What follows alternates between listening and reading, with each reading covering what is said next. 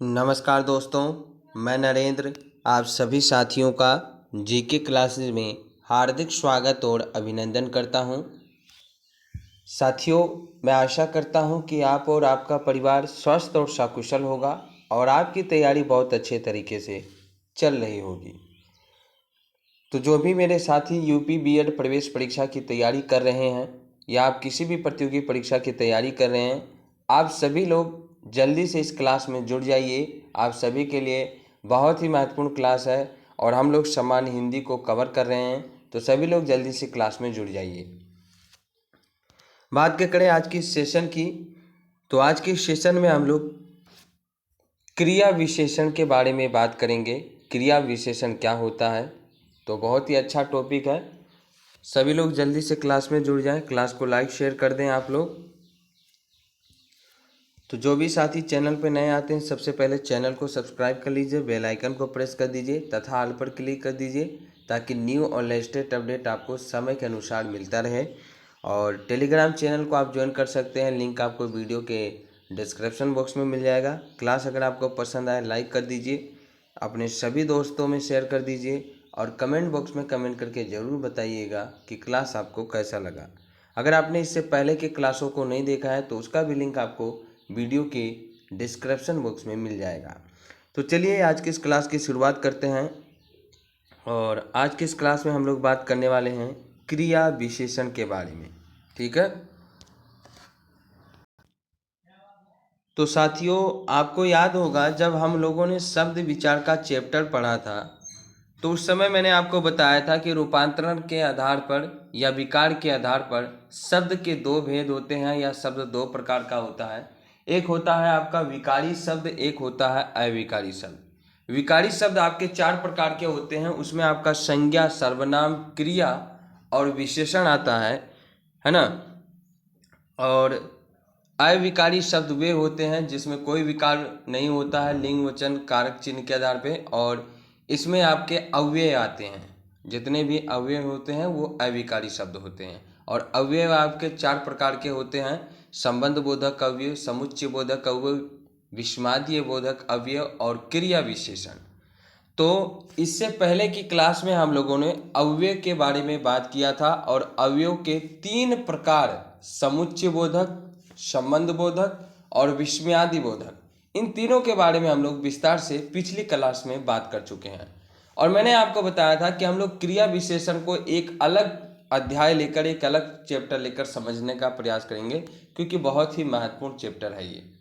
ठीक है, तो आज हम लोग क्रिया विशेषण के बारे में बात करने वाले हैं।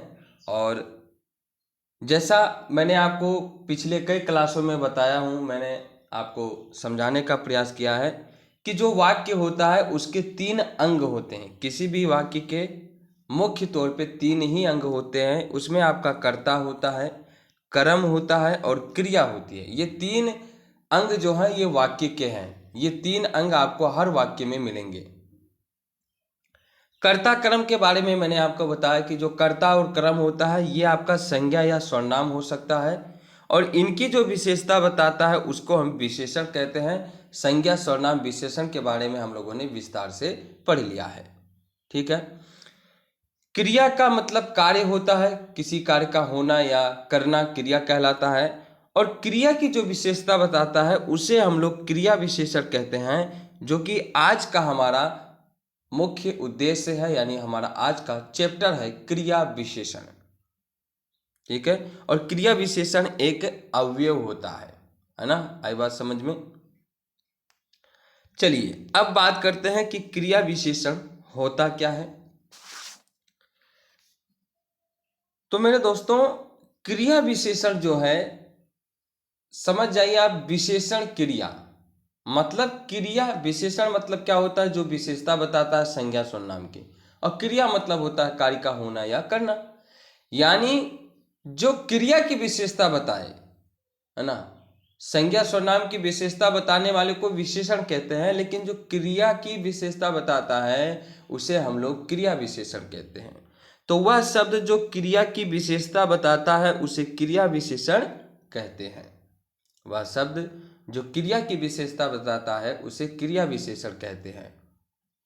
जैसे लड़का तेज दौड़ता है, लड़का तेज दौड़ता है। लड़का एक संज्ञा है, तेज दौड़ता है, दौड़ना एक क्रिया है। अब देखिए दौड़ना क्या है, क्रिया है, दौड़ता है क्रिया है। अब इस क्रिया की विशेषता क्या है कि वो तेज दौड़ता है। वो क्या कर रहा है, तेज दौड़ रहा है। तो यहाँ पे जो तेज शब्द है यही आपका क्रिया विशेषण है, अर्थात ये आपका एक अविकारी शब्द है। आप इसमें लिंग वचन पुरुष सब कुछ कर लीजिए, ये आपका परिवर्तित नहीं होगा। मान लीजिए लड़का तेज दौड़ता है की जगह आप कर दीजिए लड़की तेज दौड़ती है, तो कोई परिवर्तन हुआ तेज में? तेज में कोई परिवर्तन नहीं हुआ। इसलिए तेज जो है ये आपका अविकारी शब्द है, अविकारी का क्रिया विशेषण शब्द है। ठीक है, तो ये जो है आपका ये क्रिया विशेषण है। लड़का तेज दौड़ता है, दौड़ता तो है लड़का, लेकिन दौड़ने की उसकी विशेषता क्या है कि वो तेज दौड़ रहा है। ठीक है, इसी प्रकार से मंजीत बहुत खाता है, मंजीत बहुत खाता है। मंजीत संज्ञा है, खाना एक क्रिया है। अब क्रिया जो हो रही है उसकी विशेषता क्या है कि वो बहुत खाता है। तो ये जो बहुत शब्द है यही आपका क्रिया विशेषण है, अर्थात अविकारी शब्द अर्थात अवयव है। ये भी आपका लिंग वचन पुरुष कारक चिन्ह लगा दीजिए आप, ये आपका परिवर्तित नहीं होगा। मंजीत बहुत खाता है, आप कह दीजिए शीला बहुत खाती है। भाई लिंग परिवर्तन किया हमने, मंजीत आपका पुल्लिंग है, शीला आपकी स्त्रीलिंग है, लेकिन देखिए बहुत में कोई परिवर्तन नहीं हुआ। मंजीत बहुत खाता है, शीला बहुत खाती है, दोनों वाक्यों में बहुत जो है ऐसे के ऐसे प्रयोग हुआ है। और जो शब्द परिवर्तित नहीं होते हैं, जिनमें कोई विकार उत्पन्न नहीं होता है, उन्हीं को हम लोग अवयव कहते हैं। आई बात समझ में? तो क्रिया विशेषण के बारे में बात किया हमने। क्रिया क्या होती है? क्रिया का अर्थ होता है कार्य का होना या कार्य का करना, और क्रिया की जो विशेषता बताता है उसे क्रिया विशेषण कहते हैं, है ना। तो ये आपको समझ में आ गया होगा, आई होप। आप थोड़ी सी चर्चा को और आगे बढ़ाते हैं, और अब जो हमारा मेन मुद्दा है उसको समझते हैं। ठीक है, और यहाँ से कई सारे महत्वपूर्ण प्रश्न बनते हैं आपके, और यहाँ पे कई सारे आपके डाउट्स भी रहते हैं कि क्रिया विशेषण के भेद कितने हैं, है ना। तो देखिए मैं आपको बता दूं कि क्रिया विशेषण के भेद को 3 आधार पे वर्गीकृत किया गया है ना। आप लुसेंट हिंदी लुसेंट की बुक्स लेंगे या अरिहंत प्रकाशन की जो सामान्य हिंदी की बुक है उसको आप ले लीजिए, है ना, या फिर आप हरदेव बहारी का जो बुक है उसको ले लीजिए। वहाँ पे आपको क्रिया विशेषण के बारे में बहुत विस्तार से बताया गया है। तो क्रिया विशेषण जो है इसके 3 आधार पे भेद हैं, इसको मतलब 3 आधारों पे वर्गीकरण किया गया है। पहला है कि रूप के आधार पे क्रिया विशेषण के भेद, और रूप के आधार पे बात करें तो क्रिया विशेषण 3 प्रकार का है। एक आपका मूल क्रिया हो गया, दूसरा आपका यौगिक क्रिया हो गया, तीसरा आपका कारण क्रिया विशेषण हो गया। मूल क्रिया विशेषण, यौगिक क्रिया विशेषण, और तीसरा आपका कारण क्रिया विशेषण। आई बात समझ में? उसके बाद है प्रयोग के आधार पर क्रिया विशेषण के भेद। प्रयोग के आधार पर क्रिया विशेषण के भी 3 भेद हैं। इसमें आपका पहला है साधारण क्रिया विशेषण, दूसरा है अनुबंध क्रिया विशेषण, तीसरा है संयोजक क्रिया विशेषण। इसके बाद चौथा है तीसरा है कि अर्थ के आधार पर क्रिया विशेषण के भेद। ये आपका बहुत महत्वपूर्ण है, यहाँ से आपके बहुत सारे प्रश्न बनते हैं। ठीक है, ये आपका बहुत ज़्यादा महत्वपूर्ण है। अर्थ के आधार पर क्रिया विशेषण के भेद, आपको बहुत सारी किताबों में अर्थ के आधार पर क्रिया विशेषण के 4 भेद मिलेंगे आपको। इसमें आपका स्थानवाचक क्रिया विशेषण होगा, कालवाचक क्रिया विशेषण होगा, परिमाणवाचक क्रिया विशेषण होगा, रीतिवाचक क्रिया विशेषण होगा, और गुणवाचक क्रिया विशेषण होगा। ठीक है, जो 5वां मैंने आपको बताया है ये आपको कुछ किताबों में नहीं मिलेगा, लेकिन ये भी एक होता है गुणवाचक क्रिया विशेषण।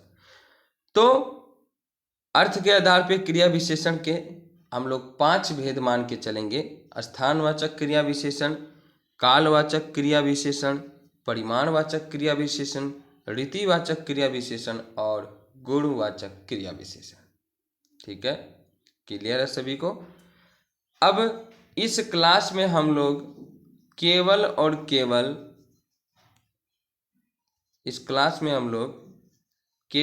केवल रूप के आधार पर क्रिया विशेषण के भेद इस पर चर्चा करेंगे और प्रयोग के आधार पर क्रिया विशेषण के भेद पर चर्चा करेंगे। इस वाले को हम लोग अलग एक क्लास लेंगे और उसमें इसको हम लोग कंप्लीट कर देंगे। ठीक है, चलिए अब बात करते हैं रूप के आधार पर क्रिया विशेषण के भेद। मैंने आपको बताया कि रूप के आधार पर क्रिया विशेषण के 3 भेद हैं: मूल क्रिया विशेषण, यौगिक क्रिया विशेषण और कारण क्रिया विशेषण। सबसे पहले बात करते हैं मूल क्रिया विशेषण क्या होता है। जो क्रिया विशेषण किसी अन्य शब्द के योग से या मेल से नहीं बनते हैं उन्हें मूल क्रिया विशेषण कहते हैं। यानी ऐसा क्रिया विशेषण जो किसी अन्य शब्द के योग या मेल से नहीं बने हो उन्हें हम लोग मूल क्रिया विशेषण कहते हैं, जो मूल शब्द से बने होते हैं। जैसे अचानक, फिर, पुनः, ठीक, नहीं, ये सभी आपकी क्या हैं, मूल क्रिया विशेषण है। अचानक, फिर, पुनः, ठीक, नहीं। जैसे उदाहरण से समझ लीजिए आप, आज अचानक बरसात होने लगी। आज अचानक बरसात होने लगी। तो अचानक जो शब्द है ये आपका मूल क्रिया विशेषण है, ये किसी अन्य शब्द के मेल से या सहयोग से नहीं बना है। आगे बात समझ में। तो जो क्रिया विशेषण किसी अन्य शब्द के योग या मेल से नहीं बनते हैं उन्हें मूल क्रिया विशेषण कहते हैं। यौगिक क्रिया विशेषण क्या होता है इसके बारे में बात करें तो जो क्रिया विशेषण प्रत्यय या अन्य शब्द के योग से बनते हैं उन्हें यौगिक क्रिया विशेषण कहते हैं। अर्थात ऐसे शब्द जिसमें प्रत्यय या आप कह सकते हैं कि किसी अन्य शब्द के योग से निर्माण हुआ हो, ऐसे शब्दों को हम लोग यौगिक क्रिया विशेषण कहते हैं। जैसे प्रतिदिन, प्रतिदिन में देखिए आप, प्रति प्लस दिन, दो अन्य शब्दों से मिलकर बना है प्रतिदिन, तो ये आपका यौगिक क्रिया विशेषण हो गया। घर बाहर, ये भी आपके दो शब्दों से मिलकर बना है, घर और बाहर, ये भी आपका यौगिक क्रिया विशेषण है। जहाँ तहाँ, ये भी आपका यौगिक क्रिया विशेषण है। इधर उधर, ये भी आपका यौगिक क्रिया विशेषण है। तो जो क्रिया विशेषण प्रत्यय या अन्य शब्द के मेल से या योग से बना हो उसे यौगिक क्रिया विशेषण कहते हैं। उदाहरण की बात करें तो जैसे मैं प्रतिदिन स्नान करता हूँ, तो यहाँ पे जो प्रतिदिन शब्द आया है ये आपका यौगिक क्रिया विशेषण है। ओके, समझ में आ रहा है ना। क्लास को लाइक कर दीजिए, शेयर कर दीजिए, ज़्यादा से ज़्यादा संख्या में जुड़ने का प्रयास कीजिए। आप लोग एक बार दबा के शेयर कर दीजिए सभी साथी। जय माता दी। चलिए शेयर कर दीजिए जबरदस्त तरीके से। अब बात करें कारण क्रिया विशेषण की। ठीक है, कारण क्रिया विशेषण क्या होता है तो जो शब्द किसी विशेष कारण या उद्देश्य से क्रिया विशेषण के रूप में प्रयुक्त होते हैं उसे हम लोग कारण क्रिया विशेषण कहते हैं। मतलब ऐसे शब्द जो किसी कारण या किसी मुख्य उद्देश्य के लिए वाक्य में प्रयोग किए गए हैं उन्हीं को हम लोग जो है कारण क्रिया विशेषण कहते हैं। उदाहरण से आप समझ जाएंगे, जैसे जाओगे नहीं तो सिर चाटोगे, जाओगे नहीं तो सिर चाटोगे, मतलब तुम यहाँ से जाओगे ही नहीं तो क्या सिर चाटोगे। इसमें कारण है। कारण यह है कि मान लीजिए आपके पास कोई आके बैठा है, आपको पका रहा है, तो आप परेशान हो रहे हैं, इसमें कारण ये है, तो इस वजह से आप उसे कहेंगे कि जाओगे नहीं तो क्या सिर चाटोगे। ठीक। दूसरा एक उद्देश्य है, इसमें उद्देश्य यह है कि जब तक वो जाएगा नहीं तब तक मुझे पकाएगा, तो उसको जाने के उद्देश्य से हम उसको कह रहे हैं कि जाओगे नहीं तो क्या सिर काट चाटोगे, है ना। तो ये आपका किसी कारण की वजह से आया है, तो ये शब्द आपके क्या हो जाएंगे, ये सभी शब्द आपके कारण क्रिया विशेषण हो जाएंगे। आई बात समझ में, क्लियर है। चलिए, तो रूप के आधार पर क्रिया विशेषण के 3 भेद: मूल क्रिया विशेषण, यौगिक क्रिया विशेषण और कारण क्रिया विशेषण। आ गया समझ में। चलिए अब बात करते हैं कि प्रयोग के आधार पर क्रिया विशेषण के जो 3 भेद हैं: साधारण क्रिया विशेषण, अनुबंध क्रिया विशेषण और संयोजक क्रिया विशेषण, ये क्या होते हैं। सबसे पहले बात करें साधारण क्रिया विशेषण की, तो जिन क्रिया विशेषणों का प्रयोग स्वतंत्र रूप से किया जाए, जिन क्रिया विशेषणों का प्रयोग स्वतंत्र रूप से किया जाए उन्हें साधारण क्रिया विशेषण कहते हैं। जैसे आह मैं क्या करूं, आह मैं क्या करूं। मैंने कहा कि जिन क्रिया विशेषणों का प्रयोग स्वतंत्र रूप से किया जाता है उन्हें साधारण क्रिया विशेषण कहते हैं। तो यहाँ पे देखिए आह जो है इसका स्वतंत्र रूप से प्रयोग किया गया है, तो आह मैं क्या करूं ये आपका क्या हो जाएगा, साधारण क्रिया विशेषण। उसके बाद में दूसरा है कि हाय ये क्या हो गया, हाय ये क्या हो गया, ये भी आपका साधारण क्रिया विशेषण होगा। ठीक है।